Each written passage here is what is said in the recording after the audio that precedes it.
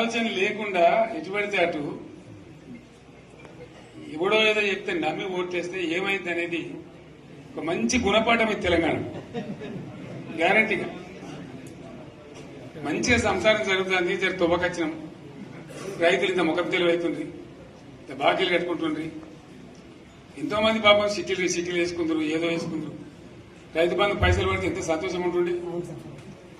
ఆయన మీరు గంగలు గడిచిపోయి ఇప్పుడు వాడు ఇతడో ఏడో భగవంతుని కనుక ఇచ్చినా కూడా మోసం, ఏదో మళ్ళీ ఎలక్షన్ కోసం దానికోసం చేస్తారు తప్ప కడుపు నిండా ప్రేమను ఇచ్చేది ఇట్లే ఉంటుందా? నేను నీలాక మాట చెప్పి ఎగ్గొట్టేటోని కాదు. దళితులకు 3 ఎకరాలని ఎగ్గొట్టినావు, దళిత ముఖ్యమంత్రి అని ఎగ్గొట్టినావు, డబల్ బెడ్రూమ్ ఇండ్లు అని ఎగ్గొట్టినావు. ఇట్లా చెప్పుకుంటూ వెళ్తే 100 మాటలు ఇచ్చి ఎగ్గొట్టిన చరిత్ర నీది, పంగనామాలు పెట్టిన చరిత్ర నీది. చంద్రశేఖర్ రావు 10 ఏళ్ళు పరిపాలన చేసి ప్రజల దగ్గరకు పోతే డిసెంబర్లో అధికారం కోల్పోయినావు, జూన్లో డిపాజిట్లు కోల్పోయినావు పార్లమెంట్లో. ఇప్పుడు మెదడు కూడా కోల్పోయినట్టే ఉన్నాడు ఆయన పెద్ద మంచి ఫామ్ హౌస్లో పండుకొని.